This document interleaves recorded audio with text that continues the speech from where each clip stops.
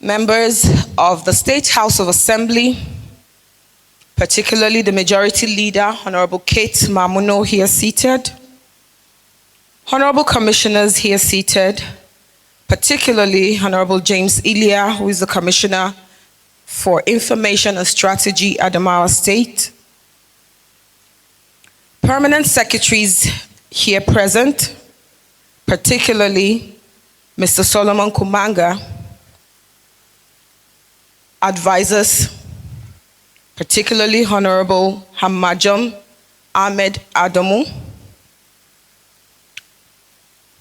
Principal Special Assistants, particularly Honorable Barrister Leader Leneke, here present, Senior Special Assistants and Special Assistants, heads of agencies of government here seated, representative of the Federal Ministry of Communications, Innovation and Digital Economy, Alhaji Ahiru Mohammed Jada, essay to the Honorable Minister for the Federal Ministry of Communication, Innovation and Digital Economy.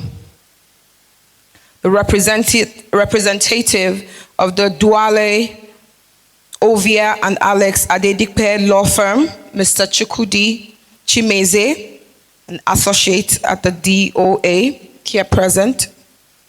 Student bodies here present. Members of the ICT ecosystem here present.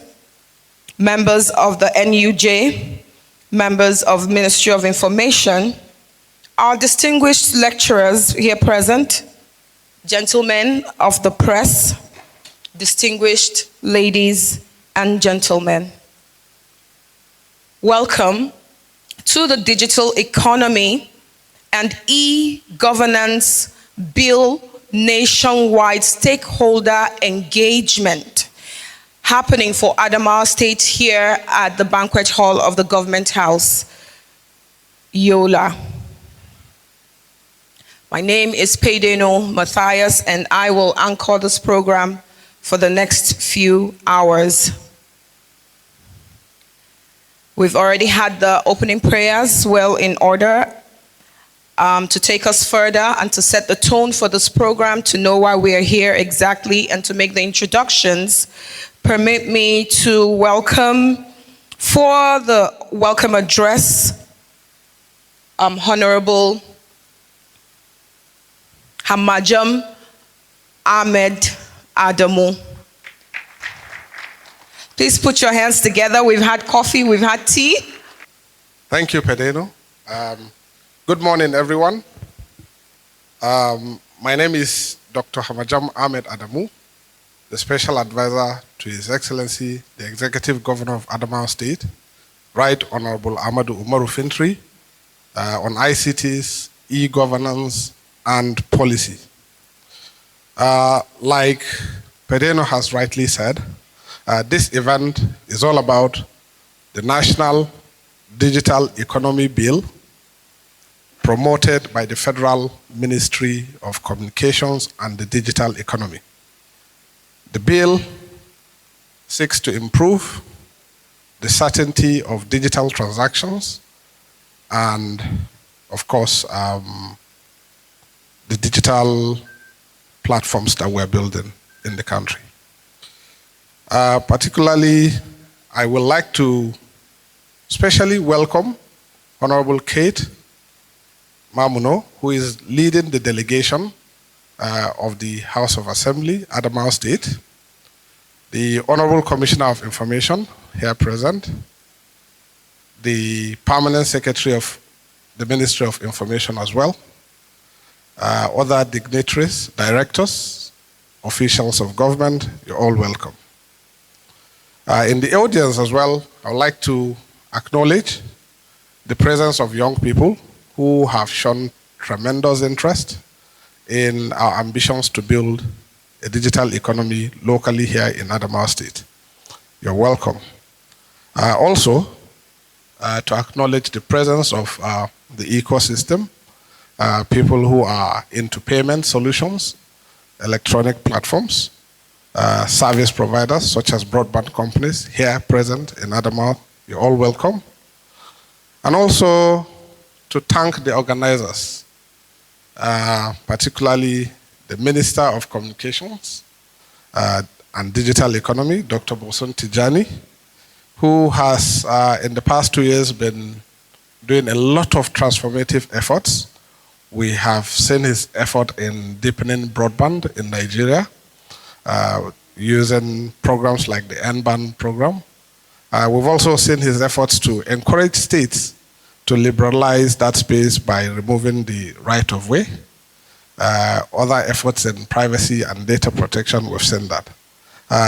Worthy of note, the essay to the minister, who is my younger brother, Tahiru Mohammed Gwarangajada. Thank you. The DOA, you have done well. In a very little time, you've organized this space and ready for this engagement. So lastly, I would like to call on all of us to take this opportunity and engage. A lot is coming. This bill at the national level is seeking to transform how we deal, how we do business, how we take evidences, how we conduct transactions in the digital economy.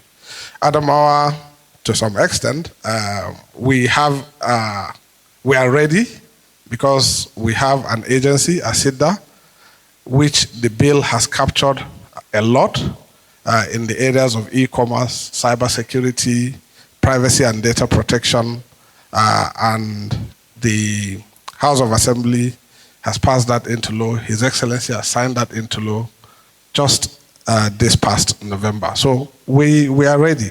But we're also keen on contributing to what will happen at the national level. So I will encourage the audience to particularly have inputs on issues relating to the sections talking about evidence, issues about e-commerce, health, and of course the future of learning. So thank you all for coming, and we expect a lot of inputs from all of you. Thank you once again. Thank you, the advisor, for that welcome address and setting the tone. We have a clearer view of why we're here. We'll take a few goodwill messages right about now. We'll start from the Majority Leader of the House of Assembly, Honorable Kate Mamuno. We'll take her goodwill message. Thank you. Please put your hands together. If your hands are not too busy, put your hands together as we welcome her for her goodwill message.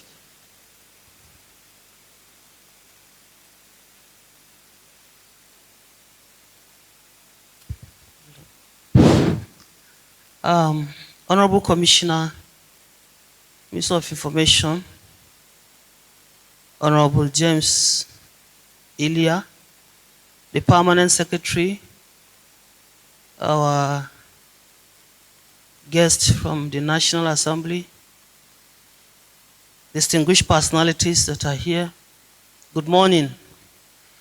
I bring you legislative greetings on behalf of the Speaker of the 8th Assembly, Right Honorable Batia Wesley, and of course, the entire Adamawa State House of Assembly for this important workshop, or let me say dialogue, whereby we are encouraged to contribute to bring about our inputs that will help us harness the digital economy in the country. As a way of emphasis, we in the House of Assembly, I want to tell us that you have our full backing and our support concerning this bill. We are ready to accept it or to even work with the National Assembly in as much as it will boost our economy, our investment, and invariably our revenue will increase in the nation. I want to encourage our hearts this morning to sit tight, and feel free to bring about points or inputs that will help in the bill to, boost our digital national economy. Digital national economy, like the advisor just said, is a very good one that will help our economy to be stabilized, to join Committee of Nations as a nation to equally boost our investment. So I want us to be apt when it comes to discussions or deliberations. I want to congratulate Adamawa State for hosting this program. Honestly, we are grateful for finding us worthy to bring this program in Adamawa State. And I wish us well. I wish us all the best of deliberations. And it's our earnest prayer that when it is said and done, we will see it manifesting in our nation, in our state, in our nation at large. Thank you, and God bless us all. Thank you. Thank you, ma'am. Honorable Kate is the honorable member representing the good people of Demsa constituency. Thank you, ma'am. We'll take another goodwill message right about now from our Honorable Commissioner for Information and Strategy, Honorable James Ilia. Please put your hands together as he comes up for his goodwill message.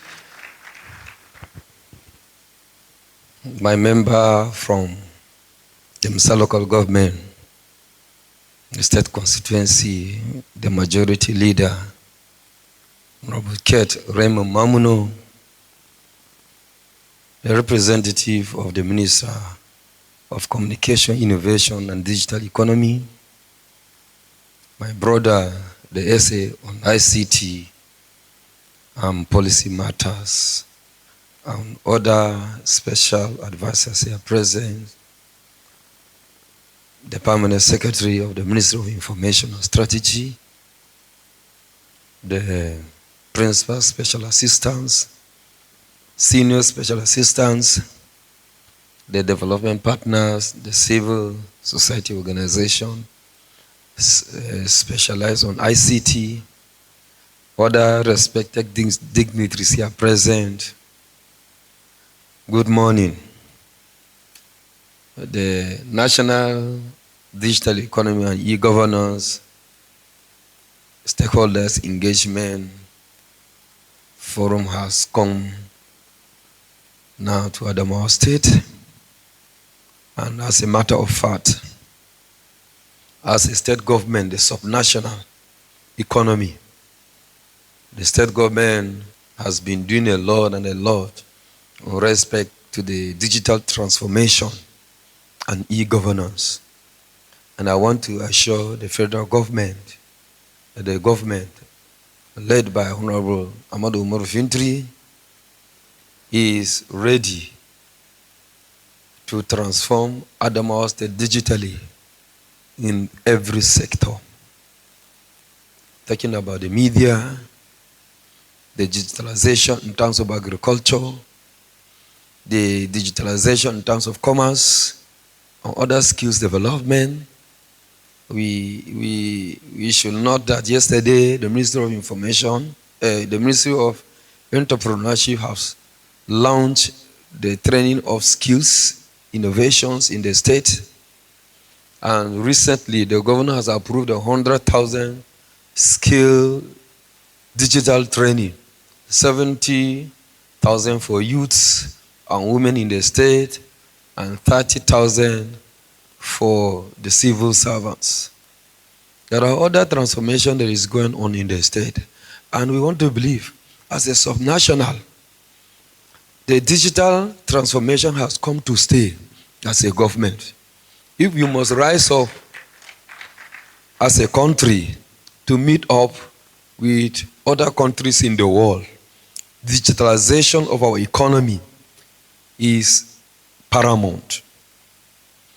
It will not only add to our revenue in the country, but it will also increase the employability of our youth in the country. And therefore, Adamawa State, we know that we have the vacuum in terms of youth employment in the state. So we are ready to partner with other development partners and the federal government to ensure that digital transformation is being encouraged and implemented fully in the state. And I'd like to encourage the stakeholders that are here to brainstorm, bring out valuable solutions, raise up questions where you think you can raise questions in order to provide solution to the problem, not only that affecting the state, but we as a subnation, we can also provide solution to something that affects the nation at large. Welcome you to this great occasion. We encourage you to brainstorm and bring out the best for Adamawa State. We so much trust you, and that's why you have been called upon to engage into digital transformation. We believe something good will come in this forum. Thank you for coming. God bless. Thank you, Honorable Commissioner, for that charge. And so we understand that this engagement is pivotal to passing the bill. And that's why it's so important. And thank you all for coming once again. And to understand this bill further, this so much talked about bill, permit me to welcome the representative of the law firm whose purview it is to put this together. That is Mr. Chukwudi Chimeze, to come up for the presentation of the overview of this bill. Please put your hands together as we welcome Mr. Chukwudi Chigoze from DOA for his presentation of the overview of this bill. Media, I hope that you're ready with that. Good morning, everyone. Please permit me to stand on all existing protocols yet established. My name is Chukwudi Chimeze. I work with the law firm of DOA Law, and we're here to facilitate this session. I'll be giving a brief overview of the national digital economy, which is a major part of this stakeholders' engagement, after which we leave the ground for and have proper deliberations and get your feedbacks regarding the bill. So, just a brief introduction. Throughout history, we've seen several revolutions occur. We've seen the agricultural revolution, we've seen the industrial revolution, and what we're seeing occur presently is a digital revolution. Now, I'm sure we're all aware of the AI, how disruptive artificial intelligence has been, Internet of Things, blockchain, and what have you. It has come in to modify our way of doing things. It has, our lives from the inception of these tools, our lives has changed because our mode of interaction, our way of doing things has all been altered for the better with these tools.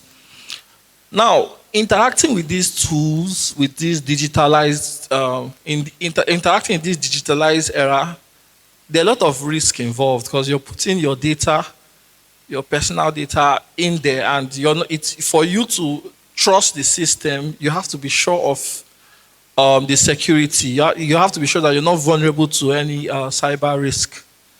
So this is where the bill comes in. Now, the bill comes in to acknowledge this digital era and try to regulate the digitalization of the nation, as the case may be. Now, the bill also encourages the fact that, okay, it encourages the spread of this digitalization across underserved areas in the country. So it's not just a case of where the major towns in Yola have access to these digital assets, and then the rural areas do not have these things. No, the bill comes in to ensure that there's infrastructure across every area, both the rural and the urban areas.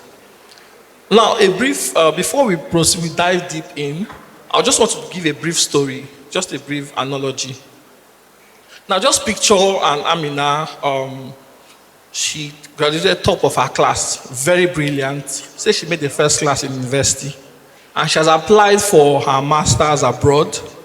And she was requested to come with her transcript.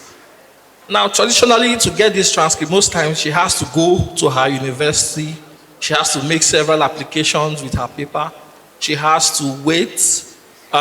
This application has to be processed. Now, to get her transcripts, they now have to go to her case file, to her file, if it is still available, and then extract her results and compile them and type and do all that. And this takes, imagine if let's say the time frame she has to submit her transcript is like 2 months, this could take like 6 months to process all this in the paper economy.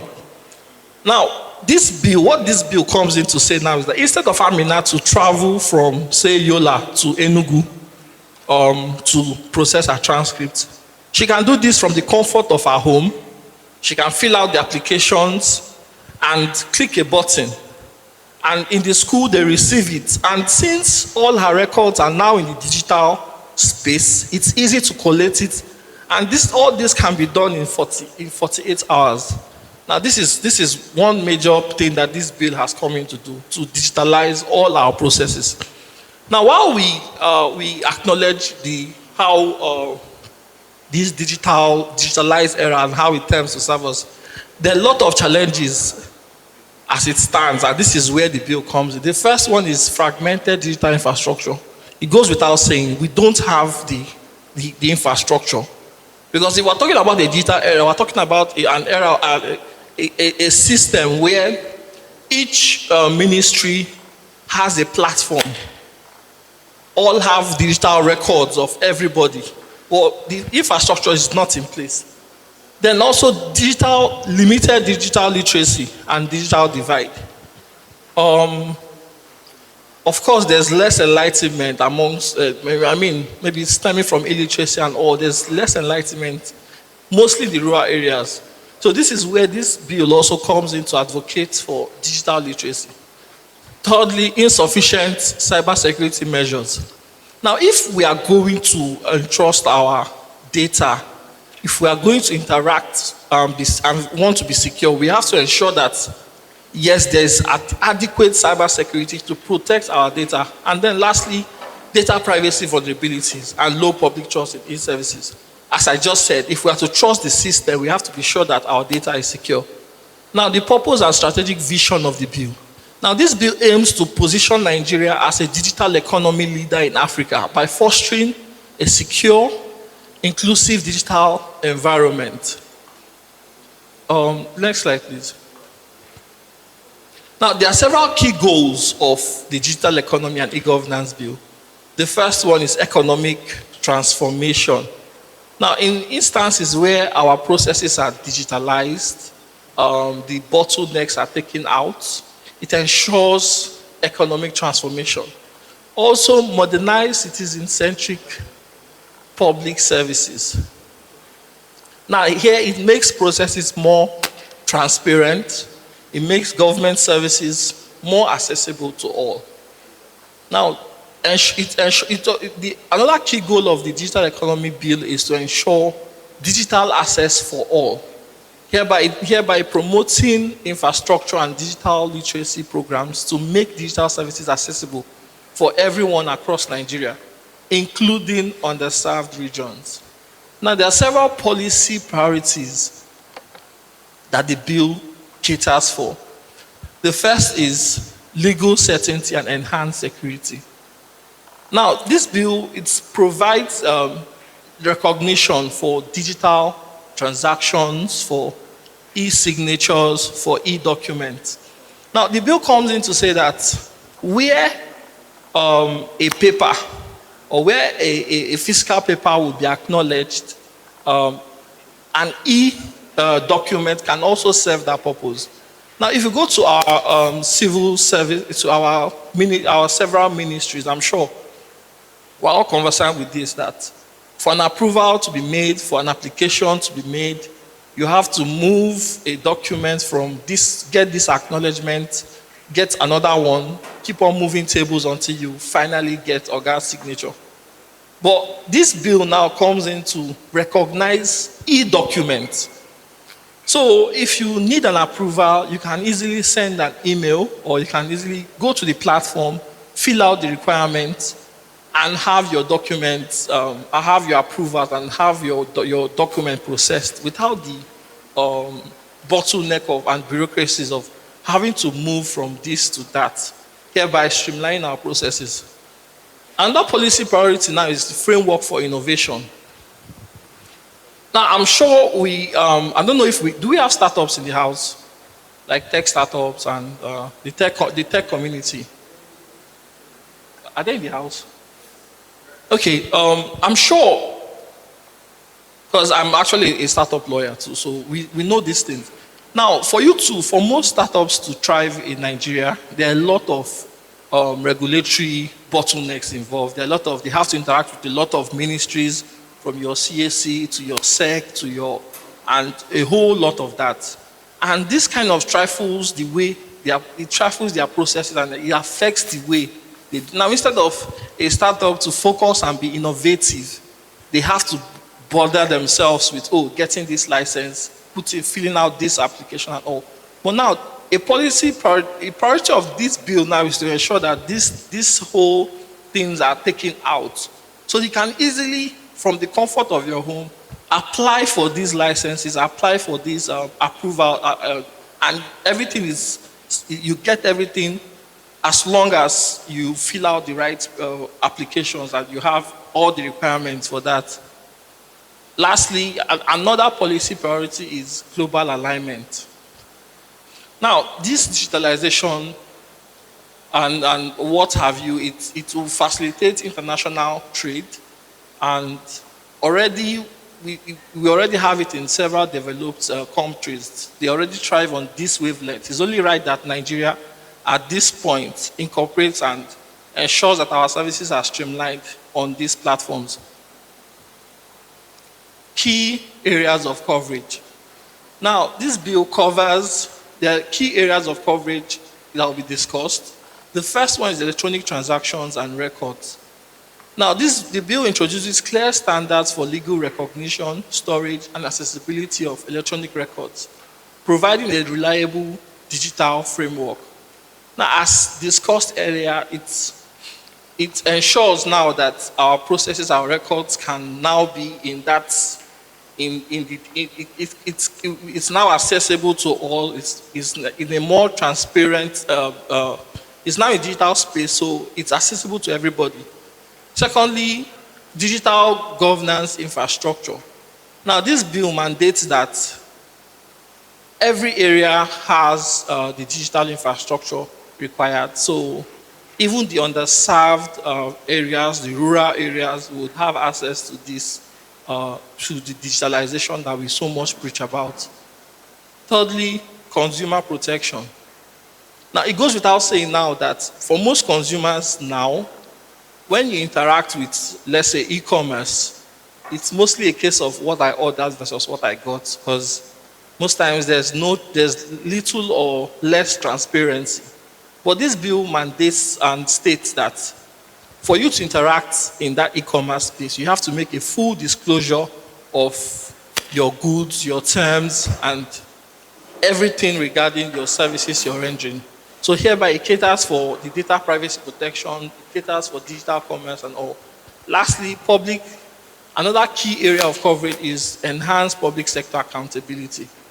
Here, the bill requires all government agencies to retain digital records hereby fostering transparency, improving accountability, and enabling efficient information management. Next slide, please. Hello, the next slide. So, who benefits from this bill? I would say everybody benefits from it. From the civil servants to the public to government, everybody benefits from it. On the side of the citizens, now they have access to all government services. So from the comfort of their homes, they can easily access all public services, both digitally and hereby enhancing transparency. So let's say there's a grant that you want to apply for as a citizen or, as a small business owner. It's very easy for you to, instead of going out to go and queue, you know how it is when there's a grant or there's something to have. You don't have to go out and queue in line anymore. You can, from the comfort of your home, fill out the application, upload it, and it is acknowledged. Secondly, for businesses and startups, there is now a more simplified compliance route. So instead of what you have there when you get this approval, they say, oh, this one is needed, you rush to this other office, you're applying for this, you're putting in your other applications for some other thing, they're telling you to come and facilitate this. No, that era is gone. So it's a more transparent, this digital economy bill provides a more transparent procedure for things. And when you don't have to bother about these bottlenecks anymore, I'm sure it's your innovation, you're going to be more innovative and there will be market growth as the case may be. Lastly, the benefits for our government. Now, here now, we're moving from paper, the thing about the paper economy is you need space to store data, print out and store. You need space for that. And there are times when there are several hazards that could occur. Say there's like a fire outbreak, flood, there's water and stuff. It damages the document and that is it. It's a big loss for all. But where we embrace this digital economy, of course, we have digital record keeping and hereby a paperless procedure which would also go far to reduce the administrative cost of running government. Secondly, accountability and public trust. Now, where citizens could easily access their data, where citizens can easily interact with their public officials, I'm sure we all know that there will be public trust across. Everybody will trust the government because, the government by embracing this digital economy, the government are being very transparent with their activities. Next slide.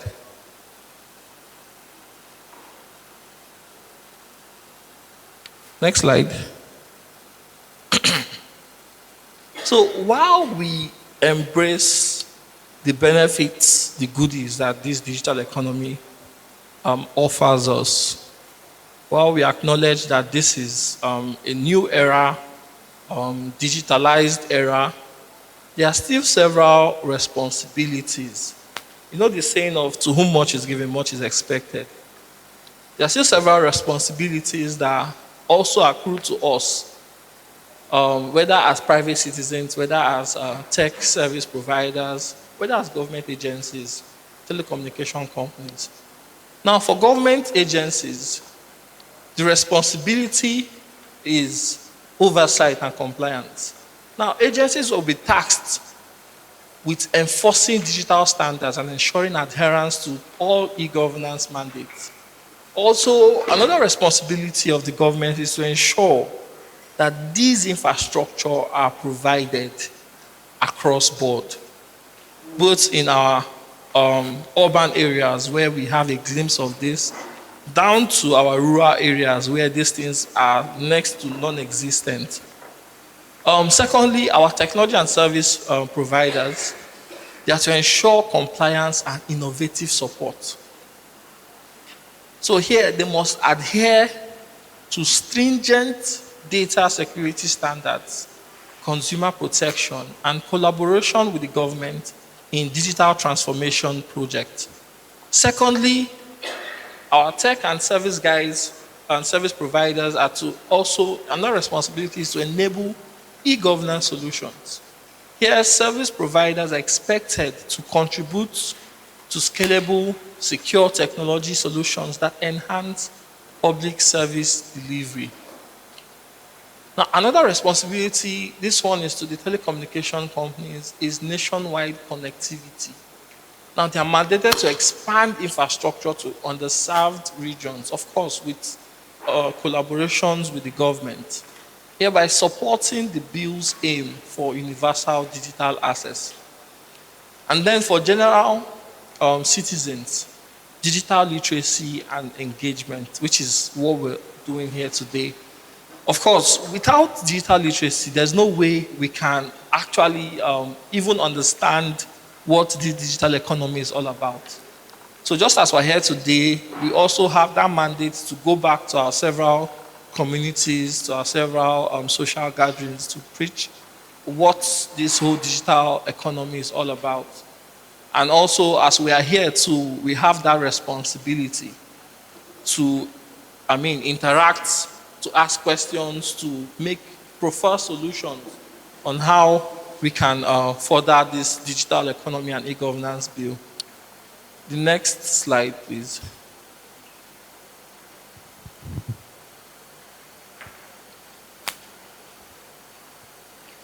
Now, implementation strategy and roadmap.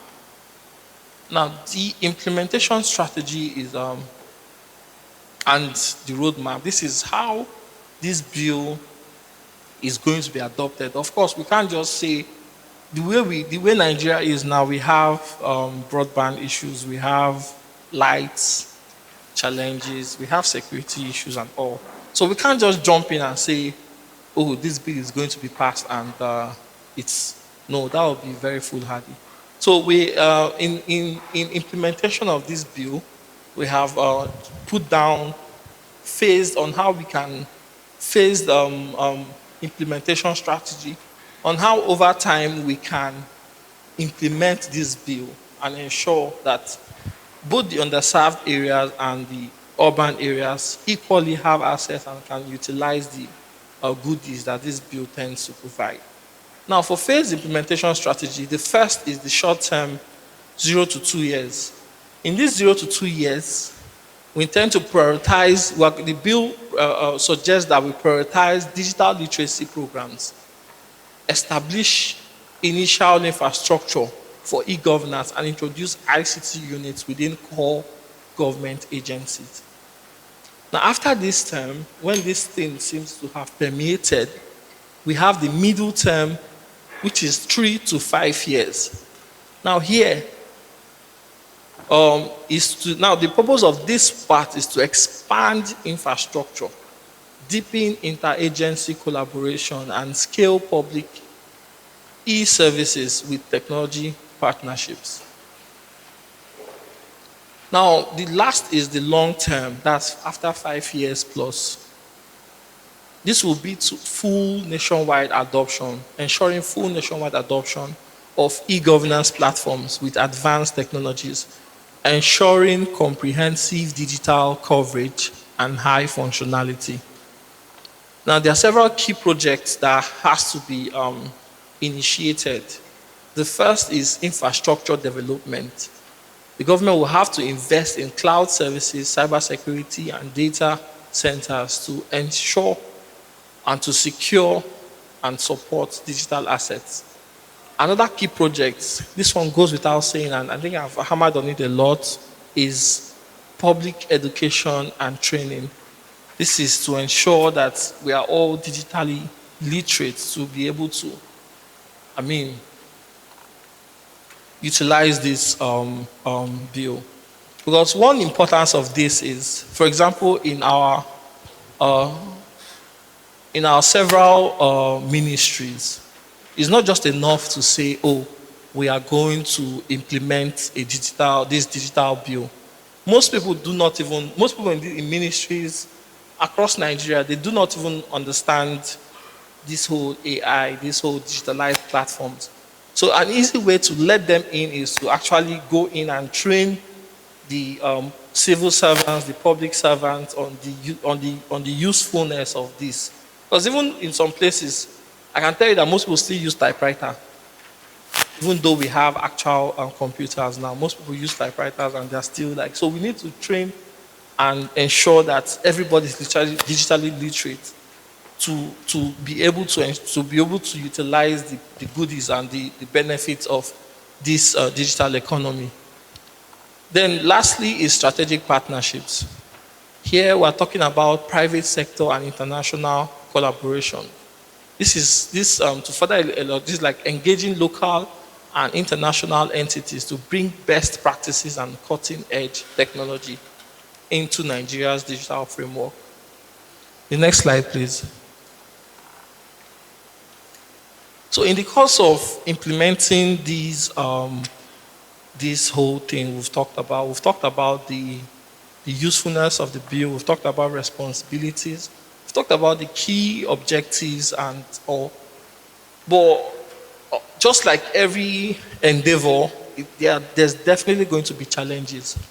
And not to worry, for each challenge, we've also devised a mitigation strategy that would douse down.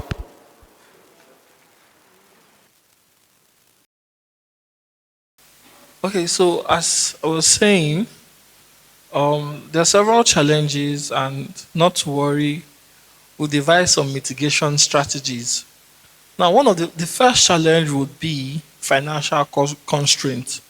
Of course, to implement digital infrastructure across the country to ensure that this transformation occurs in every part, underserved and urban and all, a lot of financial investments have to occur.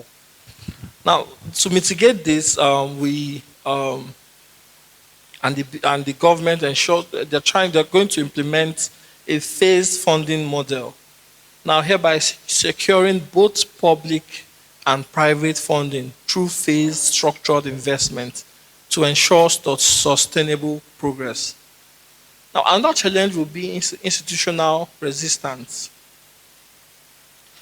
Now, as we may understand, when when there's like a change about to occur, most people might be resistant to this. It might not be from a bad, it might be maybe due to lack of technical know-how, lack of skills to transact on that wavelength.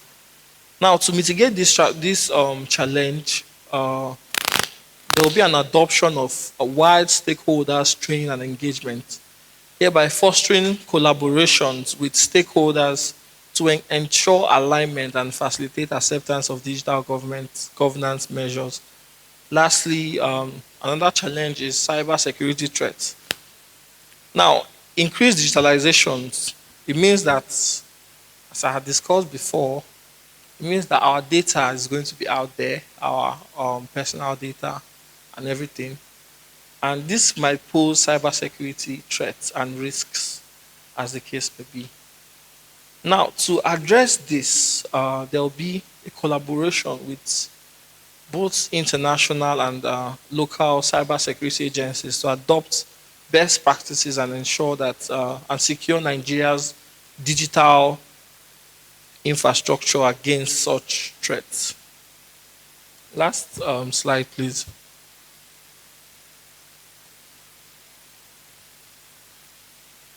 Next one. No, previous.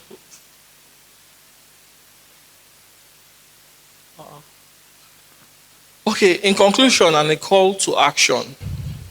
Now, the digital economy and e-governance is like a fundamental framework that sets Nigeria on a path towards economic growth, efficient governance, and a secure digital environment. And by adopting this bill, Nigeria is committed to safeguarding digital transactions, supporting innovation, and ensuring equitable access to digital resources.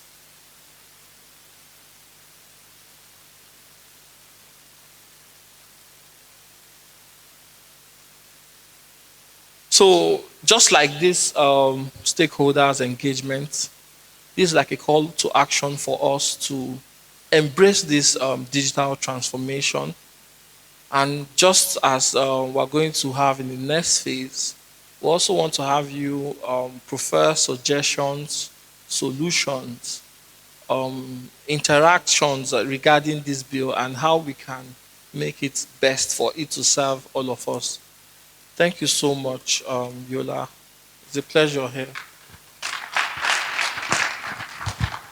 Thank you, Mr. Chukudi, for the overview of the bill. When he was talking about some of the things that the bill seeks to address, I know that recently, not so recently, but I had to get my transcript from the university that I graduated from, University of Lagos, and it was quite a Herculean task. I am glad that something is being done about it, and also about what I ordered versus what I got. That got my attention. So thank you, Mr. Chukudi. There's going to be a breakout session right about now, and same Mr. Chukudi is going to coordinate that breakout session. Put your hands together once more as he comes up to arrange or let us know how we're going to go about this breakout session. Thank you so much.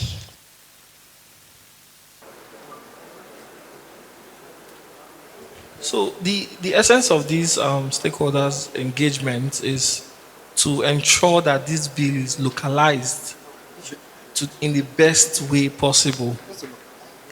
So I want us to look at these key areas of coverage. And I mean, for example, electronic transactions and records. How does it affect you in your place of work? Are there any inclusions that could be made to help accommodate your practices, as the case may be? Look at consumer protection. For people that interact on the digital space, buy and sell goods online, how can we make this bill to be better? I mean, so these are the kind of discussions I want us to have. So around these areas of coverage. It can even be outside these areas of coverage. How does the digital economy, how does digitalization of processes affect each and every one of us? And maybe preferring solutions, contributions. At the end of this interaction, it's going to be for 45 minutes. How many minutes are we working with? Okay, it's going to be for 1 hour. After this discussion, we would have one person from each group just come up and tell us your opinion on the bill, what could be done better, or if you think it covers everything that it should. I mean, you can just give your submission on that. So that's just the essence of this is more like the most important part of this stakeholders engagement. For different laws that have been passed, most of us are very conversant with lawmaking. After the first and second reading, there's a stage where the bill is to go round. Most times it does not really go round but the ministry, in their wisdom, they've ensured that this bill goes round to the 36 states to get the local feel, the local reaction. So this is why we're here today. So we can, let's hello, sir. Okay. Hello, everyone. Good day. So I think based on our interactions we had, is more of suggestions and more of call to actions, I think, regarding some of the key areas of coverage. We are looking at electronic transactions and record. It says this has to introduce a clear standard, right, for storage and also accessibility of electronic records. So looking at currently what we have in the country, I think we have redundance of data, whereby there is no clear legal framework of how data is being used. Of course, we have the data protections and we have a lot of this, but then still data is being redundant. So I think it's more like a call to action to consumers, to platforms, to agencies. We all know that currently if you are to, I don't know, go to a hospital, you have to still fill a form, collect your data. You go to buy a SIM card, you still have to fill the same form, collect your data, right? So these are a lot of data redundancies. So I think this bill covers, it says it has to introduce a clear legal recognition for storage and also accessibility of electronic records. So, and we're looking at also digital governance infrastructure. It says mandates the establishment of ICT units across government.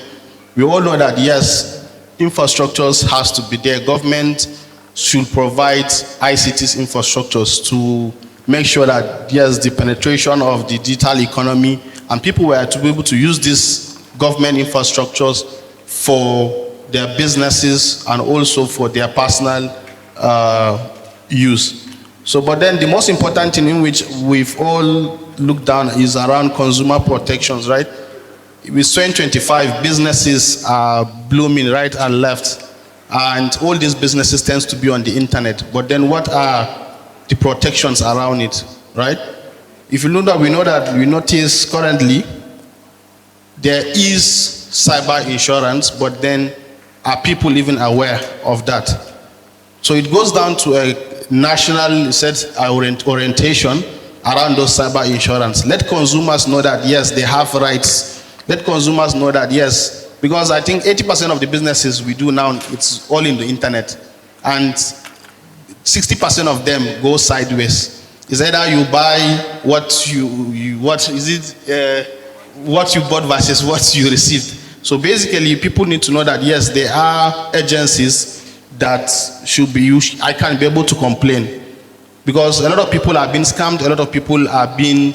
That's why a lot of people don't even want to take their businesses online because they don't have this insurance, right?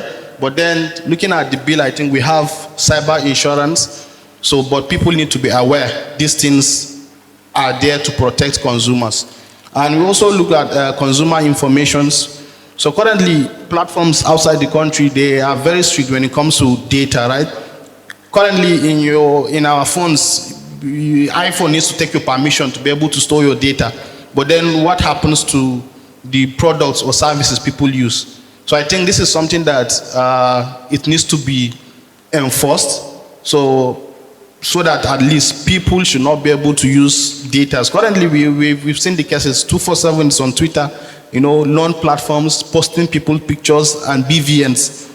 This is whole against the rights, and then people are not even aware. Why will you post someone's picture on the internet and then his information's out there? So this all goes down to consumer protections. And then we talked a little bit about the enhanced public sector accountability and transparency. So it says it all goes down to retaining digital informations. Government agencies should be able to retain digital information so that at least it's not going to be redundant. I don't need to fill information multiple times, and because it also improves accountability and transparency as well. I think that's a little bit of what we discussed. Thank you.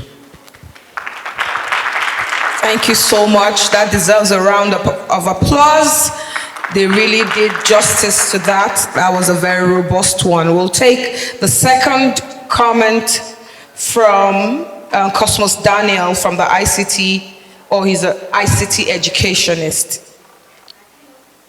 Please put your hands together for Cosmos. Good afternoon, all. After a careful deliberation with our team, we have a few list of items that we like to share with you. So, I think one of the things that we are going. Hello, okay, is power. This idea will not be actualized if we don't have a stable light. So stable light is a key issue here. And secondly, we need to have reliable and affordable internet. If not, we can't be talking about e-government without making sure that we have these two things on board. It's almost impossible. So, and another thing is that we need to have a massive awareness, both in urban and rural areas. The mindset of the people need to change in order to see the value in this bill. Because you cannot take a hungry man to go and land while he is feeling hungry, but no. But when he see the need and the value in that, definitely he will go and do the needful. So we need a massive awareness,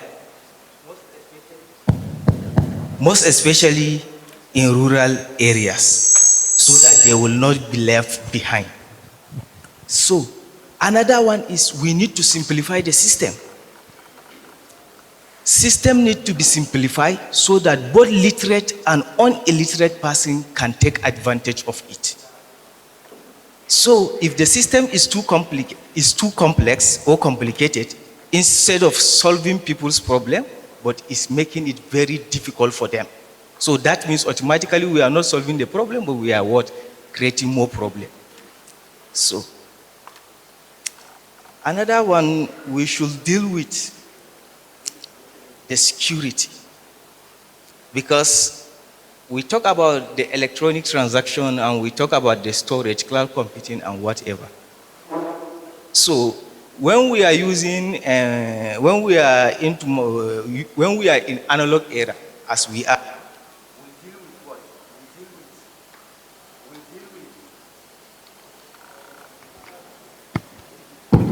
we deal with physical crime, right? Which police are the ones that would protect our properties. But when we move to e-governments, definitely we are going to start facing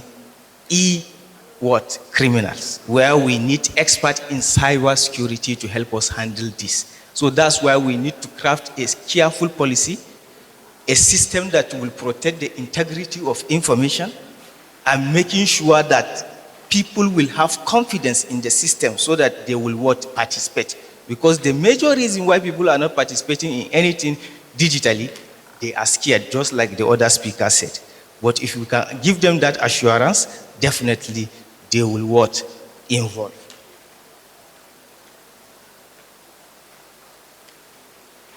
So last but not the least, most of these things,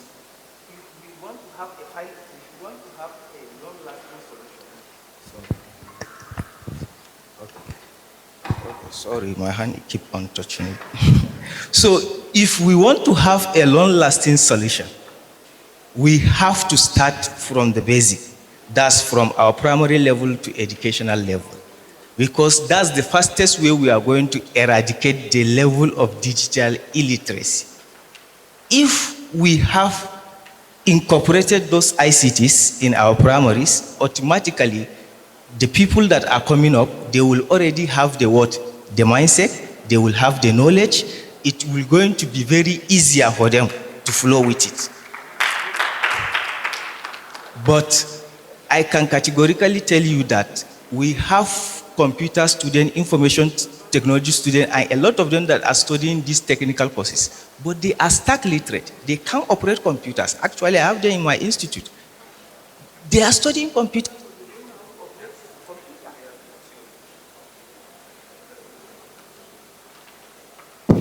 They don't know how to operate computer. So definitely for the short time we create awareness and then we show them the value of these things. But the long time process is we have to incorporate. The government have all those infrastructure, but they are sitting idle.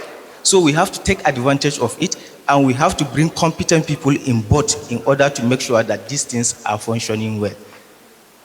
I think we have exhausted our list. Let me. Is it time?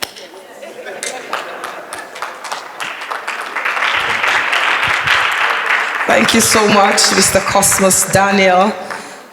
Your team did well. You actually digested that bill very well.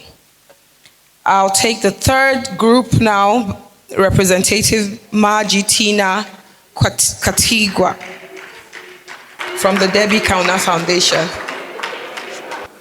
Good morning, all. I'll just bring out the point very briefly. From my group, some of the challenges we were able to bring out, one of it is the literacy. We noticed that a lot of people in our society are not literate. So I think the government has a big role to play in terms of trying to educate.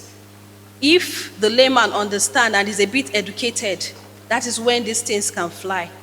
But in a situation whereby they are not educated, they can't even communicate, it becomes a very big challenge.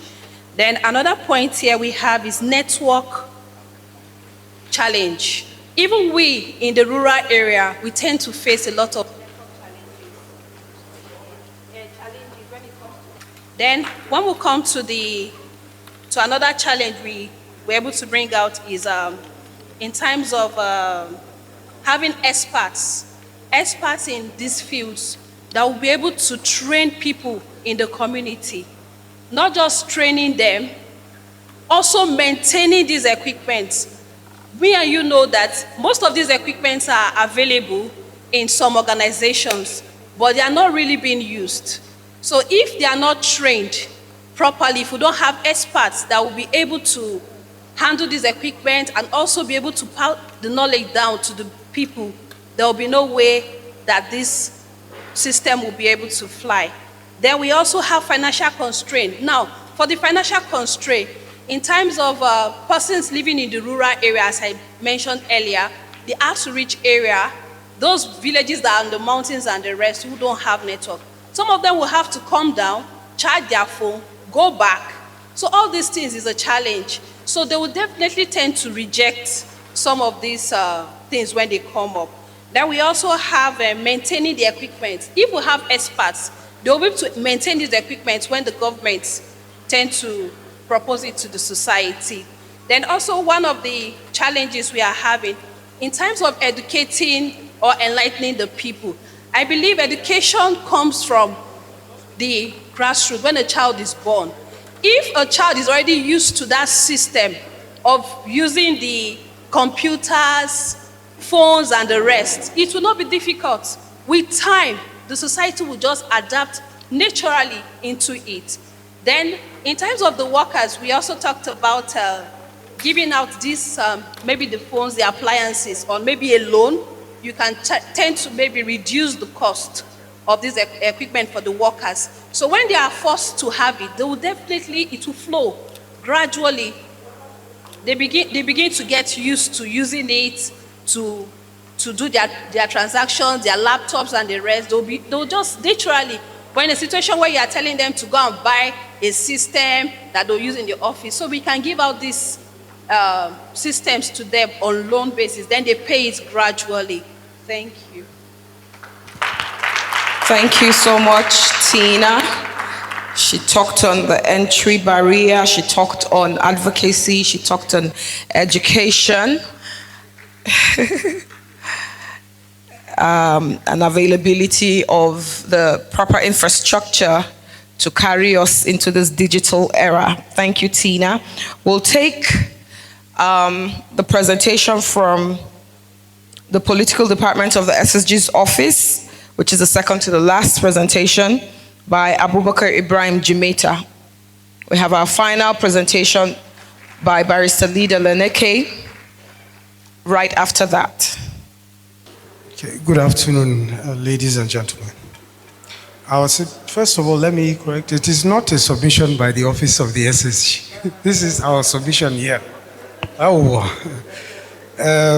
Our submissions in our group are just basically two. What we went through the bill as submitted to us, and this is our concerns, and we feel it should be inculcated into the bill if going forward. Why we said so is because we are lucky in Adamawa State, we've already signed our bill into law.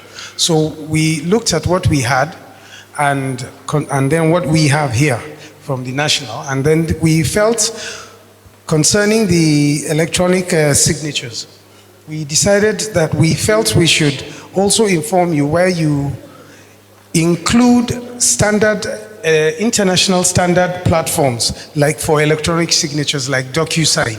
This should be included into the bill.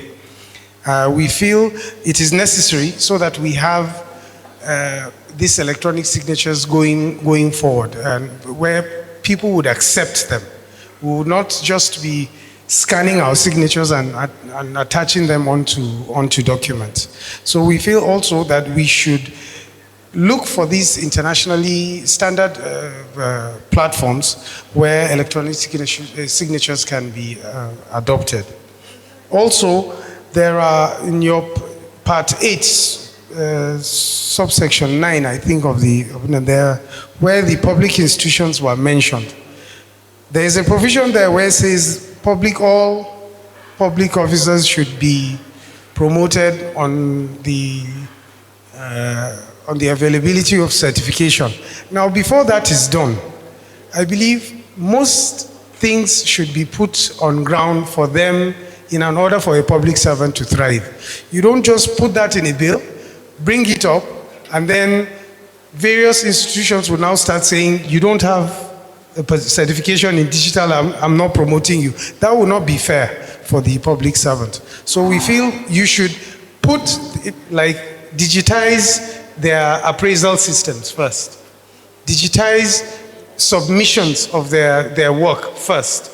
Then you now go on to that level. These are basically our submissions, and we hope what we have done is in consonance with what you want. Thank you very much. Thank you so much, Abubakar Ibrahim Jumaita.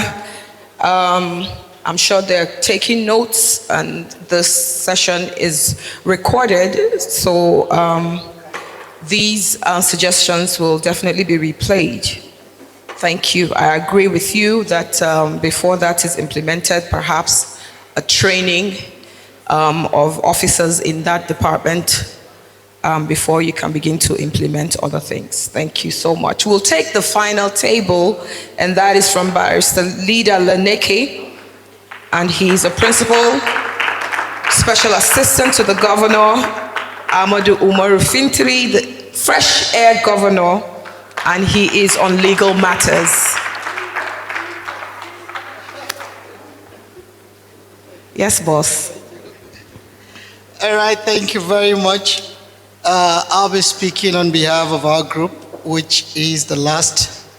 Fortunately for us, practically everything that should be discussed have been discussed by other groups, so we've been covered adequately. But we agreed in our group that the bill for the digital economy and e-governance is the way to go, because that is the way of the world today, and we cannot be different.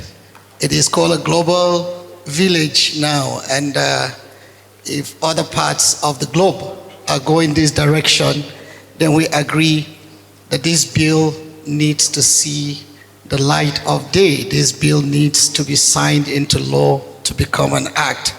And so we looked at basically those areas that are on the board, but we discussed extensively on digital governance infrastructure, of course, which seeks to see that the business of government is transacted on e-platforms. That's more of digital transaction and less of paperwork, which again, like I say, is the way governance is being done. Fortunately, again, for Adamawa State, we made a few examples, and this state has made progress in that regard.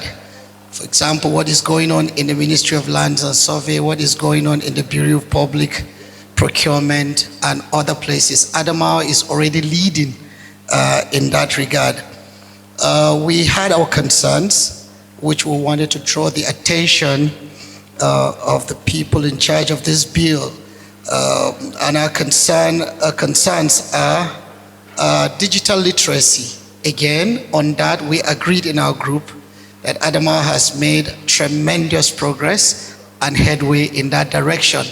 It's been mentioned to us in this place today that already plans are on the way to train 100 people, civil servants and youths on digital literacy.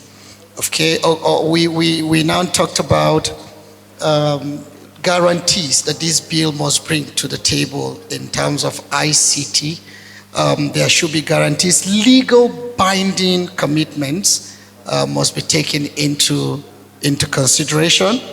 We were also concerned that our rural communities may remain excluded they may remain excluded from the digital economy, exacerbating inadequacies or inequalities in that direction.